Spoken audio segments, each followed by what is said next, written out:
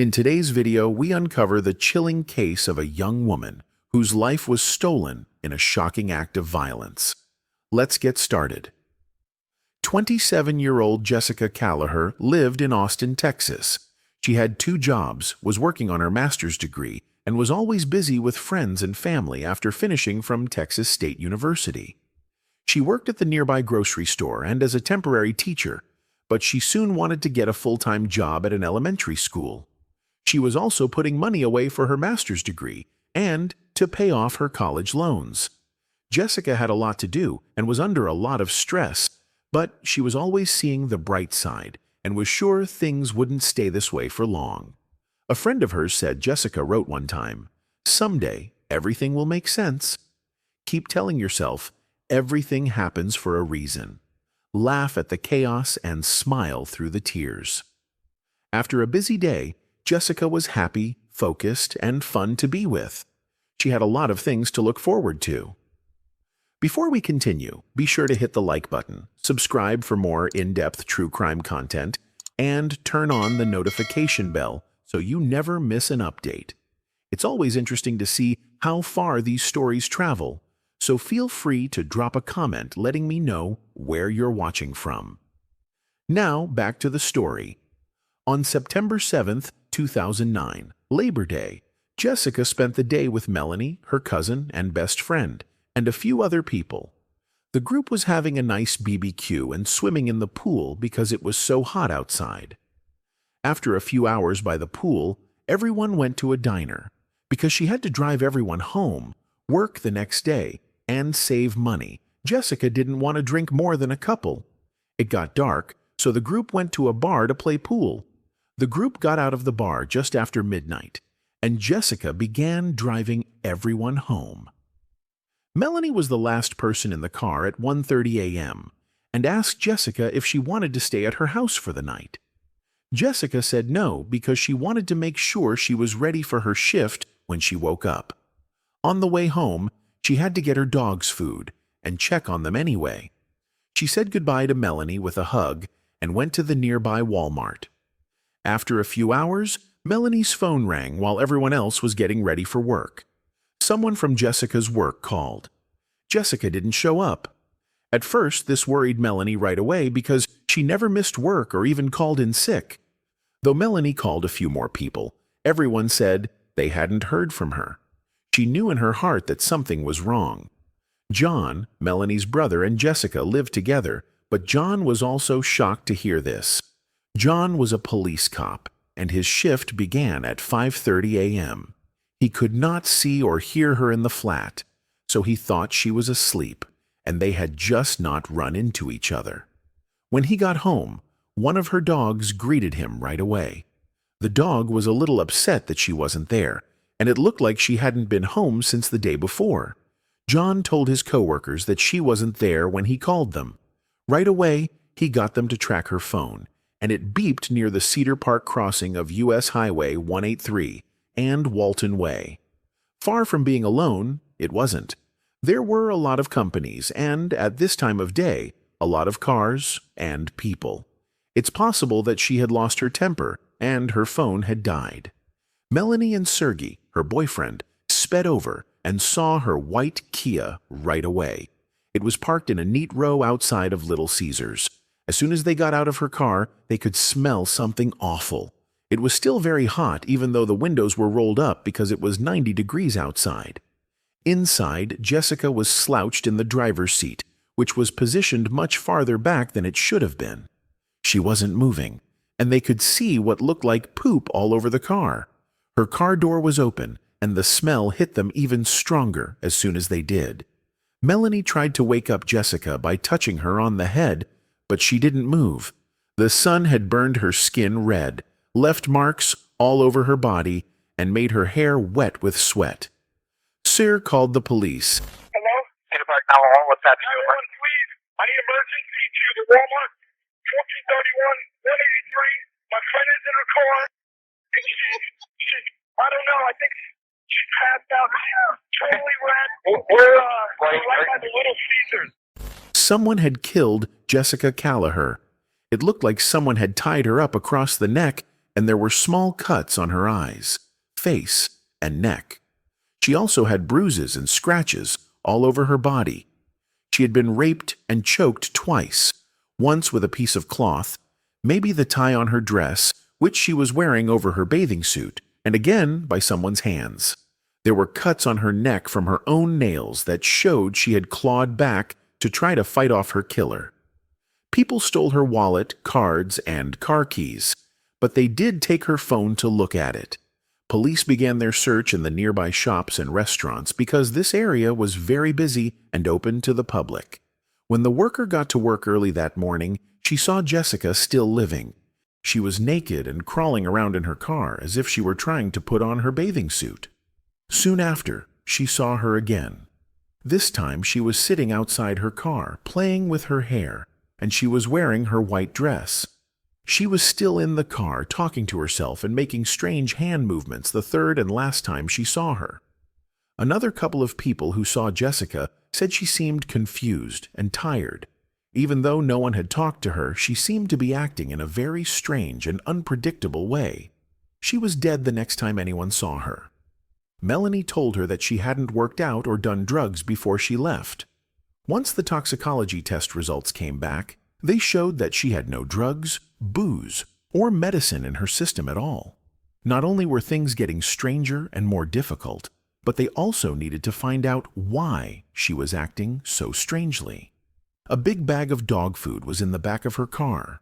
Melanie told the cops she was going to get some, so they knew it had been bought that morning.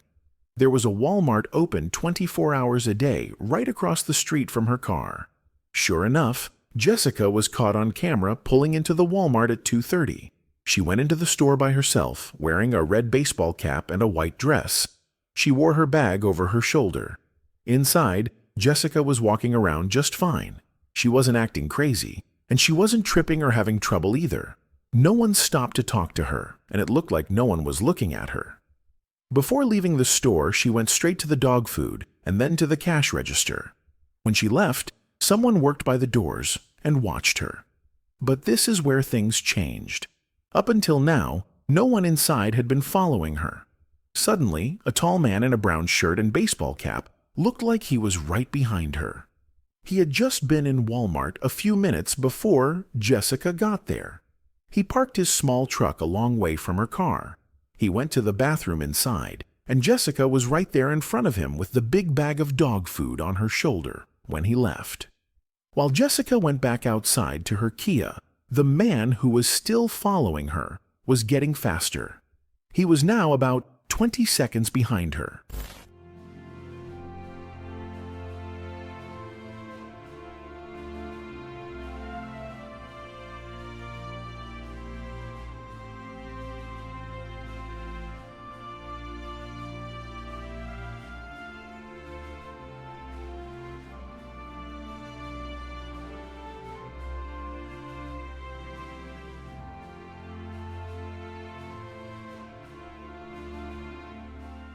Her car was parked right behind a big tree, which made it impossible for the cameras to see it.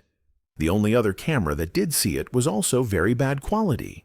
His truck stayed in its parking spot, though, so it was clear that the man had walked right up to her car. He didn't come out or come back into view again.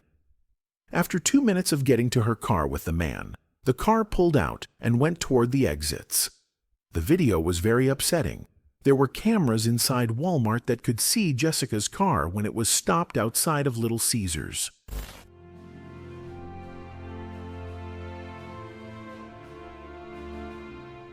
They watched as the person who got out crossed the street and went into the Walmart parking lot.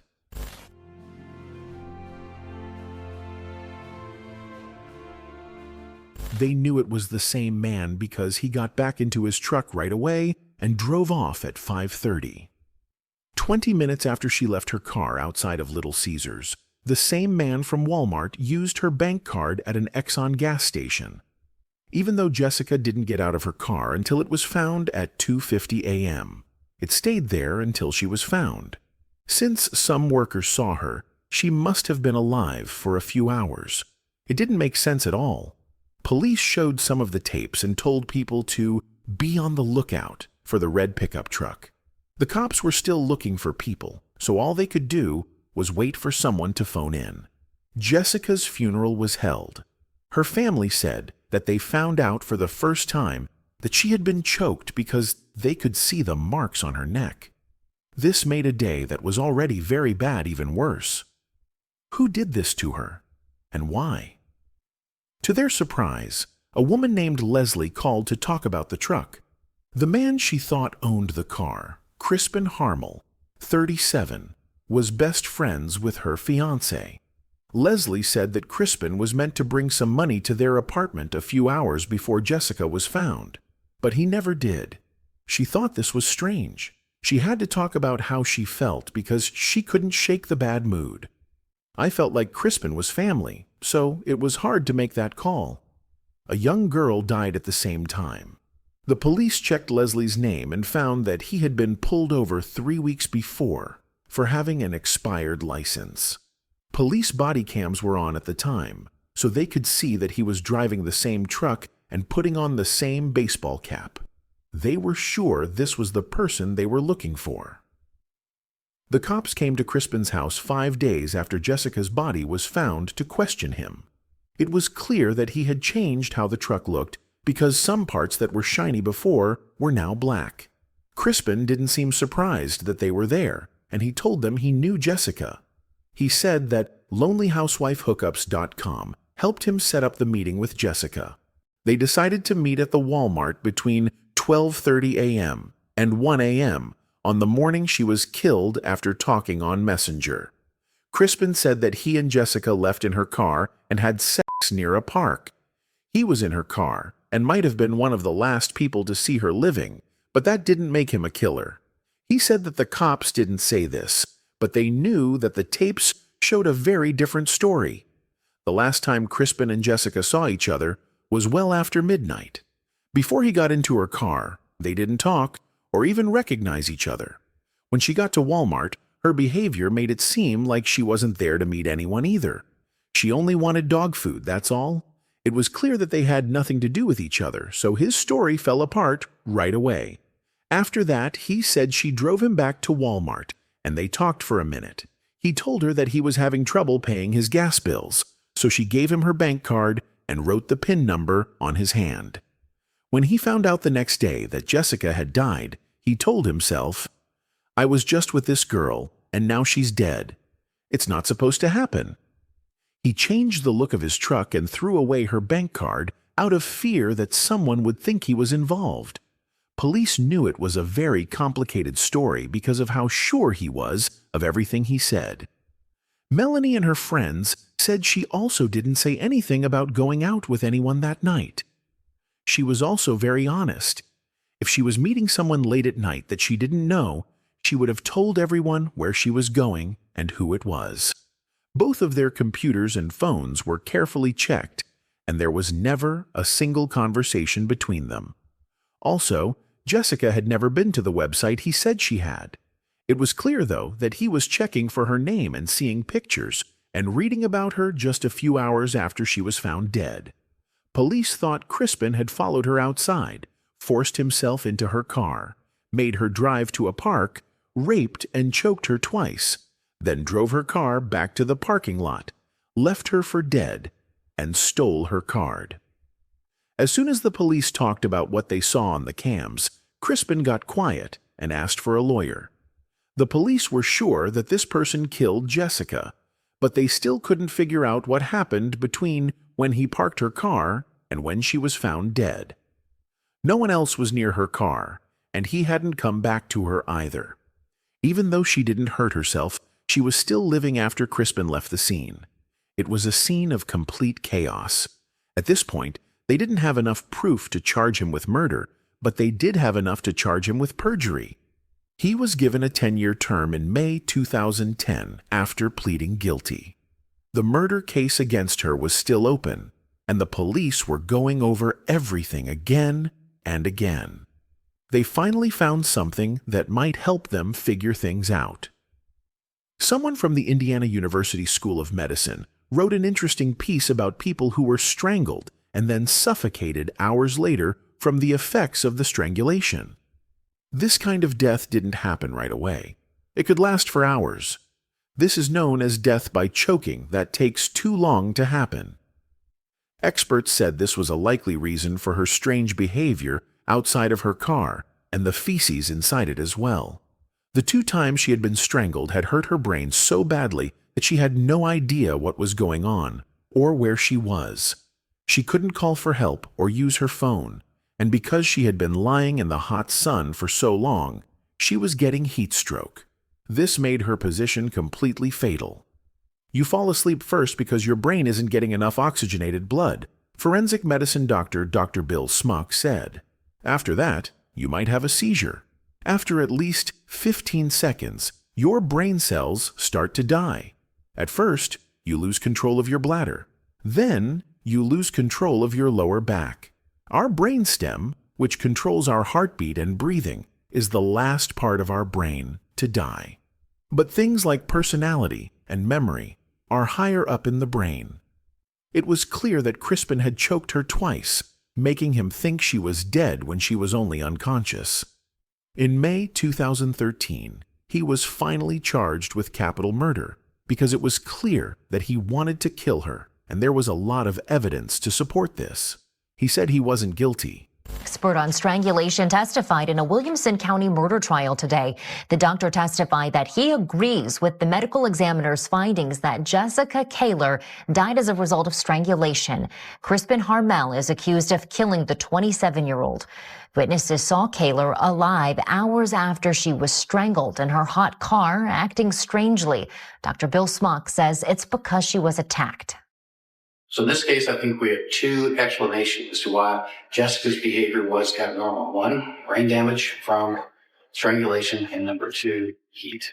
The defense cross-examined Dr. Smock using his own testimony, saying if someone was strangled, their reaction would be to dig their nails into the attacker, which would likely collect the attacker's DNA under their fingernails. There's no DNA linking Callagher and Harmel. There was no DNA proof that linked Crispin to Jessica, so the defense thought their case was strong. But since it was so hot that day, it wasn't really a surprise. Extreme heat and humidity can break down DNA much more quickly, so it's not likely that anything would have been found on her. The prosecution wasn't worried because there was so much proof that it was all on tape. This could not have been done by anyone else. The state called Crispin's ex-girlfriend Elizabeth. She said he told her that his apartment had burned down and that he had lost his phone in the fire. In reality, his phone had been taken as part of the probe.